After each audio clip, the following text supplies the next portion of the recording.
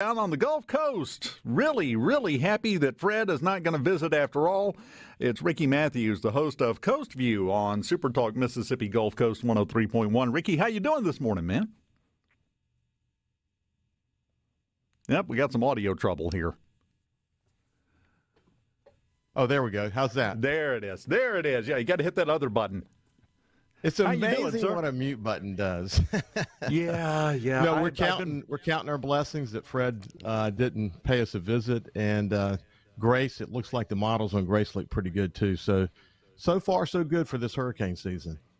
Now we just have to worry about Henry, which is back in the on deck circle back there out in the Atlantic. But we'll worry about that when it gets here. It's not time quite yet. So how are things going on the coast right now? They're going well, man. The weather's been relatively amazing. It's always, even when it rains on the coast, it's an amazing place. But, we've been spending a lot of our time on Coast Vue, certainly continuing to celebrate the people who make coastal Mississippi, and Mississippi, for that matter, such a great place to live, work, and play. But we've been spending a lot of time talking to people about the vaccine and the vaccine hesitancy, and just really focusing on getting the best information out there. I know SuperTalk is very committed to that as well. It's been a challenge for us as we watch the Delta variant numbers continue to rise and the death numbers continue to rise, and we're breaking through to people. I think the key for us is just simply staying focused on getting the best possible information, getting the experts who know what the situation is, and having them sort of work through dispelling the myths or the misinformation that so many people are having to sort through these days. So it's kind of a tough situation. Well, it is. And, of course, when you say that the Delta variant is running roughshod over us, you're not joking. On Friday, we had a new case count over 5,000. Never had that before. I suspect when we get the number later this morning, it's going to be eye-watering, the combination of Friday, Saturday, and Sunday's numbers reported in one number. That's going to be a massive number, and you have to wonder if that will be a wake-up call for some folks. I hope it is. You see the vaccine numbers beginning to rise. I've been in touch with a lot of people. I actually did a post on the Coast Vue Facebook page telling me, saying if you decided not to get the vaccine and then changed your mind, get in touch with me. Tell me your story. What I've discovered interesting, Dave, is that a lot of people have gone on and decided to get the vaccine, but they don't want me to use their name on the air, and they don't want the people around them to know that they got it because they feel like there's peer pressure. I heard from one young man who said I could use his name. His name is Cal Hatton, young guy. I think he's in his 30s, has 2 kids and a wife. He decided to get his vaccine, but literally the day after he got his vaccine, he started to get symptoms. He waited too long, and he has asthma, and he was headed to get the antibody and the infusion. And his 2 of his kids and his wife had a fever, and they were going to get tested, and he had just a lot of regret. But what he told me was that he sort of gave in to all of those who were telling him this is not a good thing to do, and finally decided to sit down and do his own research. And he obviously determined that the negatives of getting the vaccines were completely outweighed by the negatives of getting corona. So, I hear that a lot these days. One thing and you just said this, and this is what stands out to me in this situation. That's a phrase we hear a lot of: do your own research. No one does their own research when they're having a heart attack or a stroke, or they have double pneumonia from some other cause in years past. What do? You go talk to your doctor, the guy that you trust. Everybody has a family doctor that they trust. Go ask them what their opinion is. Probably pretty good odds I know what the answer is going to be, Ricky. Yeah, I like to say, and I don't know this number for sure, but I think that 99% of the doctors on planet Earth agree that the best way to fight the pandemic is to get the vaccine. But Dave, I came from digital media world. That's what I did for a living. So I understand how things like the algorithms and the artificial intelligence of Facebook, social media, how it works. And one deadly part of it is it enables you to be able to share misinformation. And also, it makes it appear that everyone in your news feed agrees with you. So when there's a political dimension to this. I believe that I don't know how Republicans. I'm conservative. I wrote the foreword to Haley Barbour's book on on Katrina, and I worked with Governor Riley during the oil spill. But how did we find ourselves in a place where Republicans are not, completely supportive of getting the vaccine?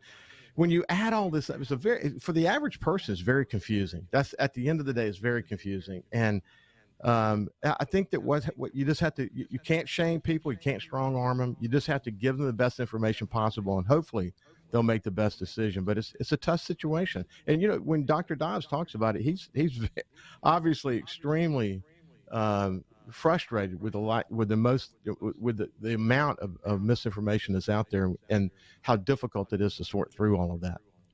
Well, and you touched on something very important there, and that's Facebook and how it works. Everybody talks about it and laughs because you can go have a conversation with someone over coffee about a new computer or a new phone you want or carpet or anything, and within 15 minutes you're going to see an ad for it on Facebook, it seems like. That's because you are so targeted. They show you what they think you want to see. And what do we all want to see? That we're right.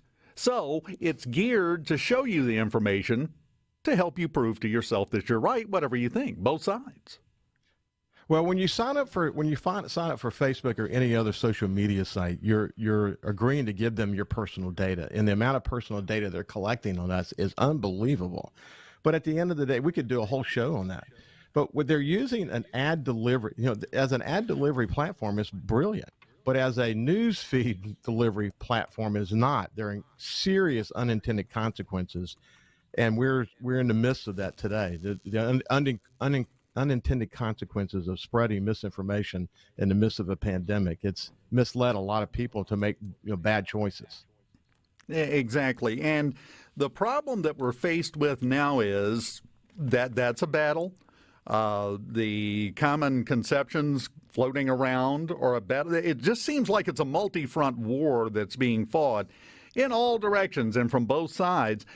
But there's got to be a path to victory here somewhere, you would think. There's got to be something we can do to get from where we're at to where we need to be without bungling it like the Biden administration has done with Afghanistan. Yeah, Afghanistan's born. What a tough topic there. This is one I wish that we had not. I wish the pandemic were not so politicized. I think part of the problem with where some conservative Republicans find themselves on this. If you think about Republican governors, were doing a great job up into the third wave. They'd reopened their economies. The numbers were incredible. They sort of owned the moment from sort of a talking point of view. But then this hyper contagious Delta variant came along. And unfortunately, I don't think the governors and many in the Republican Party had an opportunity to change their message. I mean, their messaging just was off. Now, if you go back and look at Governor Reeves's Facebook feed, what you'll see is there was a time when he wasn't talking much about this. And then more recently, he's talking more about it. What I would do, I talk to people all the time on the coast, and what they tell me off the record is that they wish that Governor Reeves would do more. I can't imagine being governor in this situation, Dave. So let me just say that very clearly. I think what you have to do in a state like Mississippi, where you have a constitutionally weak governor, is you have to use your bully pulpit, and I'm talking of Governor Reeves now, to bring attention to something. I think he says he and his family got the vaccine, but he stopped short of urging people to get the vaccine. He says, go talk to your doctor. What I think he should do is get in his jet and fly to every major medical center here in Mississippi and talk about what's going on there. Bring a horde of reporters with them. Go to the garage there at UMC and take a look at that. Come down here and look at the makeshift ICU at Memorial. Go to Singing River Health Systems and see what's happening there. And let people, what Dr. Conger says often to me is that people have bedside regret. Their regret is they wish they had gotten the vaccine. Since this is a pandemic, mostly of the unvaccinated, their regret is they wish they had gotten the vaccine.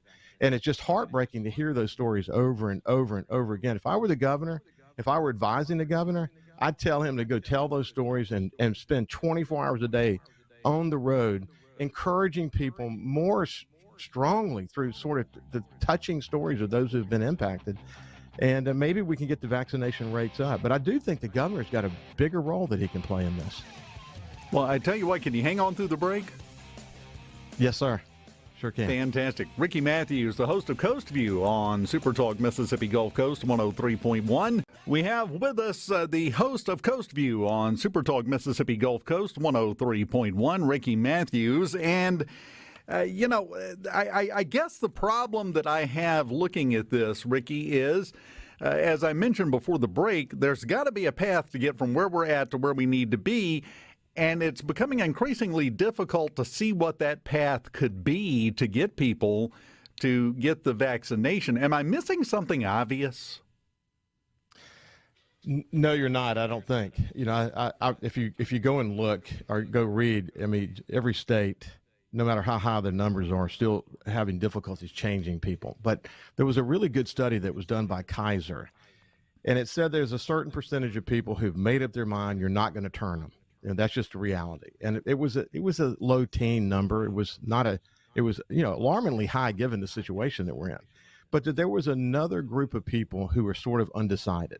So I think what's happening now is that there is a very compelling case for action. And in this case, maybe a compelling case to get the vaccine. When people hear the governor calling for these incredible numbers of assistance that we need in terms of doctors and nurses and respiratory therapists and all of that, if you go back and look at his press conference from last day or two, they're doing a really good job of reading the data, understanding what the needs are across the state, and then, making an ask of the federal government that says this is what we need. Okay. When he talks like that, and then of course Dr. Dobbs, when he talks and shares that 4 healthy people in their 20s, 2 of them pregnant, died last week. Think about that for a minute. 10 people in their 30s, normal, healthy people, 0 of them vaccinated, died last week. 12 died in their 40s. 2 of those were vaccinated. 17 between 50 and 60, and only 1 of those was vaccinated. As he points out, there's a pattern here. What I'm noticing, Dave, and I'm sure you're noticing this too, is that a growing number of people that I know someone who's either died or really having a difficult time.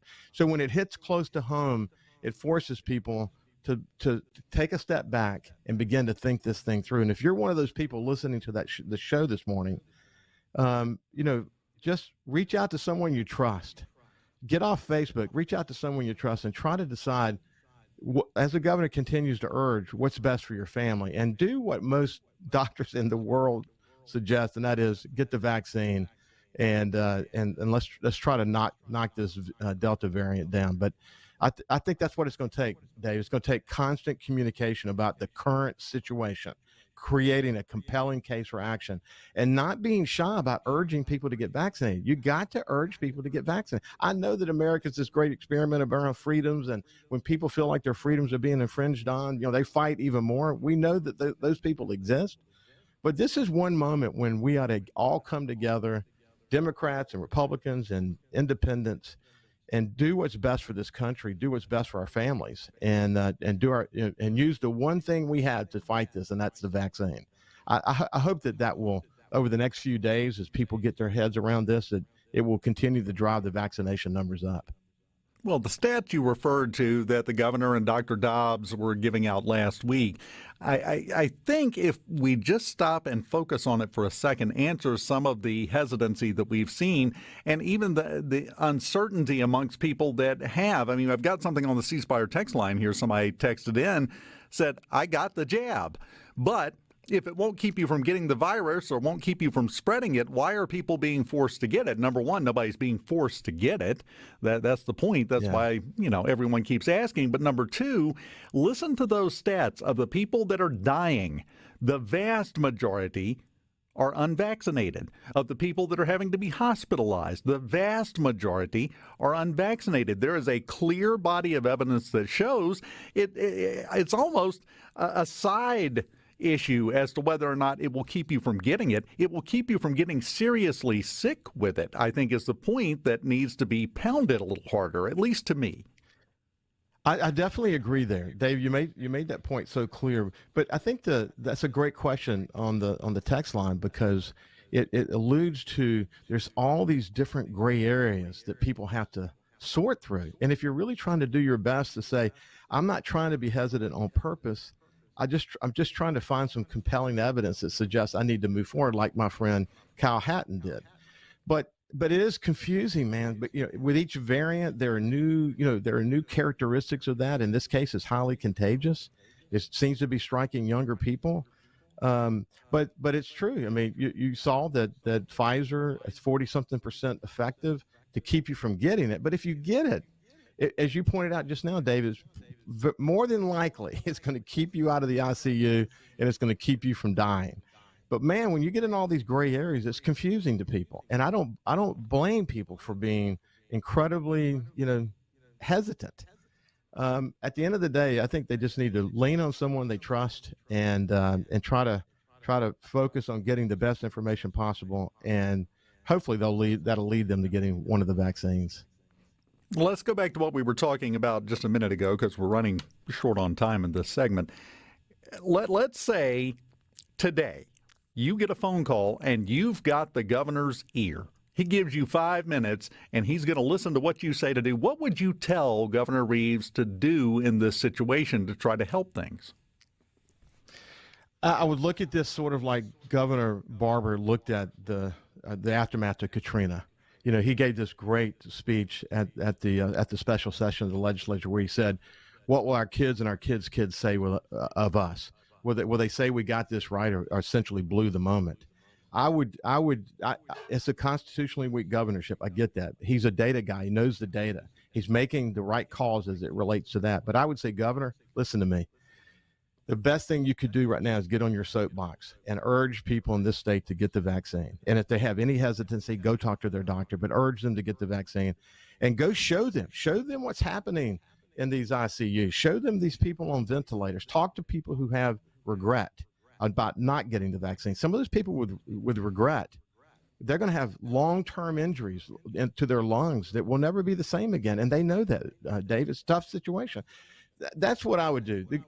Our governor is a very practical guy. He knows the data. He understands the situation. What I would do is now use the power of his leadership to compel people to give this a second thought, to take the politics out of it for a second, like Governor Barber did after Hurricane Katrina, and focus on bringing this state together in this really important moment. Quit making a political calculus about things. That's the beginning of what I would say to him. Well, we've got something on the C Spire text line that I think sums up the other side of this argument. Said, quote, "After everything we just said," they say on the text line, "the evidence you all are using to take the jab is less and less compelling every day." And that goes back to what you just said. It's got to be more compelling, I think. Yeah. Yeah. Well, here is the fact. Just look at the numbers, man. I think the current number is 97% of those in the hospital were unvaccinated. Okay, if you get in the hospital, if you go to the hospital, you're 15% more likely to die. And as you go to ICU and ventilator, your numbers go up tremendously. If you get on a ventilator with this disease, with this virus, you have a good chance of dying. So those numbers are very stark.